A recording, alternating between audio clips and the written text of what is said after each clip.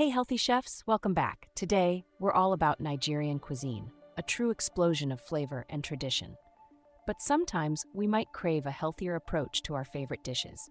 Let's face it, some classic Nigerian dishes can be a bit heavy on the oil. But fear not, there are fantastic ways to lighten things up without sacrificing that amazing Nigerian taste. Today, we'll be focusing on two beloved dishes: jollof rice, the king of Nigerian cuisine, and egusi soup, a rich and flavorful stew. We'll show you some healthy hacks to make them just as delicious, but a little kinder on your waistline.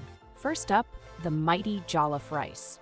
Traditionally, it's made with a generous amount of oil. But here's the secret. We can achieve that same beautiful texture and flavor using a technique called parboiling. We'll simply parboil the rice by boiling it for a few minutes before adding it to the pot with the other ingredients. This helps release some of the starches, resulting in a fluffier rice that absorbs less oil later. Simple hack, big results. Let's get cooking. For our healthy jollof rice, we'll start by rinsing the rice thoroughly in a colander. This removes excess starch and helps prevent the rice from becoming sticky. Then, we'll add it to a pot of boiling water and cook it for just a few minutes until it's slightly translucent.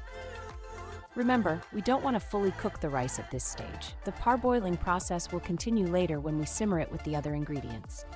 3 minutes, and that's it. Once the rice is parboiled, we'll strain it and set it aside. Now, for the flavorful base of our jollof rice. Traditionally, a lot of palm oil is used. Today, we'll be using a smaller amount and focusing on building flavor with other ingredients. We'll heat some palm oil in a pot and then add chopped onions and peppers. Sautéing these veggies releases their natural sweetness, adding depth to the rice without relying solely on oil. Don't forget to stir those veggies so they cook evenly. Once the onions and peppers are softened, we'll add tomato puree for that beautiful red color and tangy flavor. But instead of using a whole can, we'll just use a portion and compensate with some low-sodium vegetable broth. Adding some vegetable stock also adds moisture and depth of flavor without the extra fat. Let's not forget the spices. Curry powder, thyme, and bay leaves are essential for that classic jollof taste. We'll throw those in along with the tomato puree and broth. Give it all a good stir to combine those flavors. Don't forget to stir the pot. Now, the moment of truth. We'll add our parboiled rice back to the pot with the simmering sauce. Make sure the rice is evenly distributed in the flavorful liquid. Remember, the parboiled rice won't require as much additional liquid to cook through, since it already has a head start.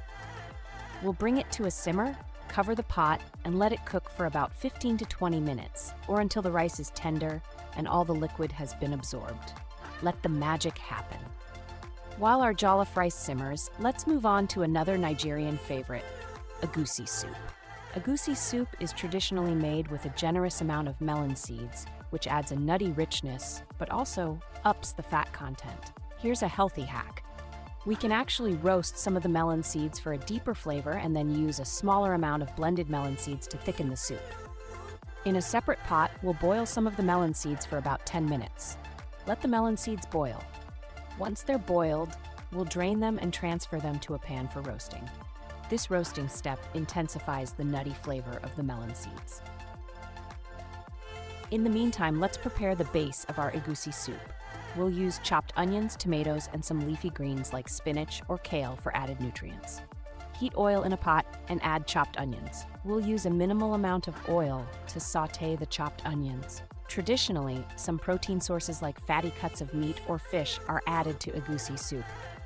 Today, we'll be using skinless, boneless chicken thighs for a leaner protein option. Once the onions are softened, we'll add the chicken and cook it through. This will add protein and savory flavor to the soup without the extra fat from fattier cuts of meat. Let the chicken simmer for a few minutes to absorb the flavors from the onions. Add chopped tomatoes to the pot. Now for the key ingredient, the egusi melon seeds. Once the roasted melon seeds are nice and golden brown, we'll grind them into a powder using a mortar and pestle or a food processor. We'll only use a portion of the ground melon seeds and reserve the rest for another use. We'll add this ground melon seed powder along with some blended tomatoes to the pot with the simmering chicken and onions. This will create a thick and flavorful base for our soup. Add ground melon seeds and blended tomatoes to the pot. To add some extra moisture and nutrients without extra fat, we'll use some low-sodium vegetable broth. Don't forget the leafy greens. We'll throw in some chopped spinach or kale for a pop of color and vitamins. Let it all simmer together for a few minutes, allowing the flavors to meld. Season with your favorite spices like crayfish powder or chopped chili peppers, depending on your preference. Add spices to the soup and stir. Look at these beauties. Our healthy jollof rice is fluffy and flavorful, and the egusi soup is rich and satisfying without being heavy. We'll plate them up for a delicious and nutritious Nigerian meal. See, you can enjoy your favorite Nigerian dishes with a healthy twist. These hacks are all using smart techniques and choosing leaner ingredients without sacrificing the taste you love. Delicious. Hey, remember those leftover roasted melon seeds? They're perfect for a healthy and flavorful salad topping. See? No waste, just delicious ways to add a nutty crunch to your meals. These healthy hacks are all about being creative and resourceful in the kitchen. Get inspired and don't be afraid to experiment with your favorite Nigerian dishes. Now go forth and cook healthy Nigerian style.